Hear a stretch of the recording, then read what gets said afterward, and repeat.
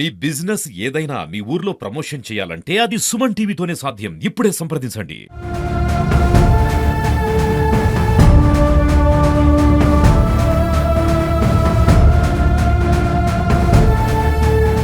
Hi hello నమస్తే, welcome to Suman TV. నేను మీ శంకర్. నల్లగొండ జిల్లా అనుముల మండలం హాలియాలో ఎస్బీఐ బ్యాంకులో ఒక్కసారిగా మంటలు చెలరేగడం జరిగినది.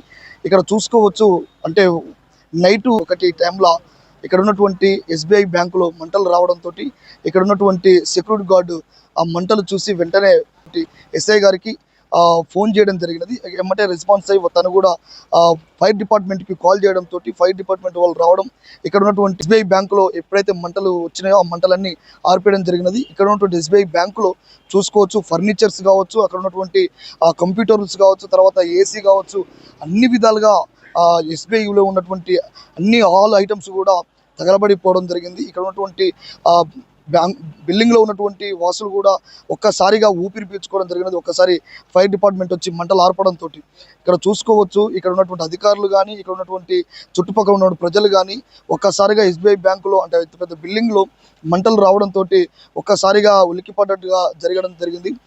ఏది ఏమైనప్పటికీ ఎస్ఐ గారు సాయి ప్రశాంత్ గారు వెంబటే రెస్పాన్స్ అయ్యి ఫైర్ డిపార్ట్మెంట్కు కాల్ చేయడం, వాళ్ళు వచ్చి ఆర్పడం, ఇదంతా కూడా అధికారులకు నిజంగా కూడా హ్యాండ్స్ అప్ అని చెప్పొచ్చు.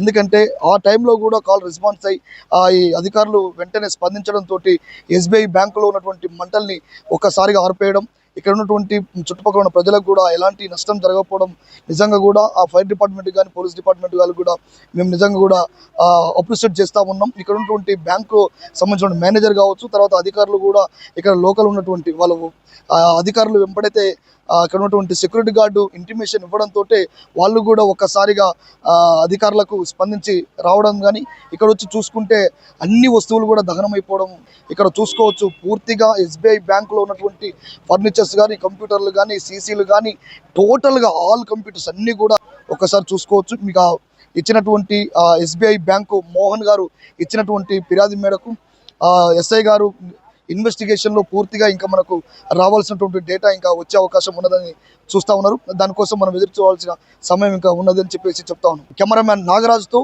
మీ శంకర్, హాలియా.